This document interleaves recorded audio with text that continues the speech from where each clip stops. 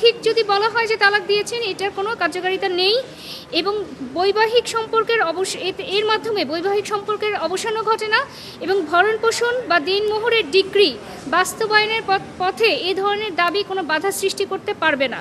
আদালত আরও স্পষ্ট করেছেন যে ফ্যামিলি কোর্ট বিবাহ, তালাক, দেনমোহর, ভরণপোষণ এবং বৈবাহিক অধিকার বিরোধ নিষ্পত্তির একমাত্র এখতিয়ার ফ্যামিলি কোর্টের। অন্য কোনো আদালত এই বিষয় নিয়ে সিদ্ধান্ত নিতে পারবে না। এবং আদালত আরও বলেছেন যে এই যে নাবালকের ভরণপোষণ, এটা একটা ইন্ডিপেন্ডেন্ট রাইট, অর্থাৎ নাবালক সন্তানের ভরণপোষণ একটি স্বাধীন ও স্বতন্ত্র আইনগত অধিকার। মা বাবার মধ্যে তালাকের বিরোধ থাকলেও সন্তানের ভরণপোষণ বন্ধ করার কোনো সুযোগ নেই। আদালত আরও বলেন যে এক্সিকিউশন কোর্টের দায়িত্ব কেবলমাত্র ডিক্রি বাস্তবায়ন করা, তারা নতুন করে তালাক বৈধ কি না এ ধরনের কোনো সিদ্ধান্ত গ্রহণ করতে পারবে না।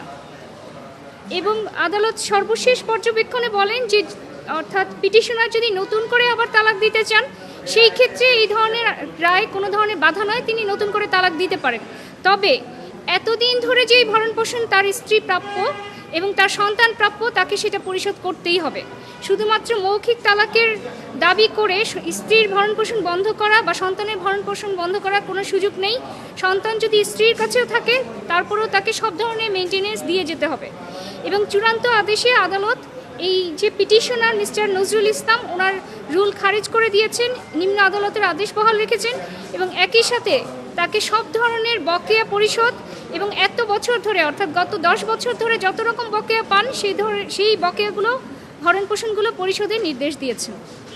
এবং আমরা মনে করি যে এই ধরনের রায় অর্থাৎ যে তালাকের কার্যকারিতার বিষয়ে এবং নাবালকের ভরণপোষণ যে আলাদা একটা ইন্ডিপেন্ডেন্ট রাইট, যেটা বাবা মার তালাক বা সম্পর্ক থাকা না থাকার উপর ডিপেন্ড করে না, সেই ধরনের নিষ্পত্তির ক্ষেত্রে এটি একটি আদালতের যুগান্তকারী রায় হয়েছে বলে আমরা মনে করি।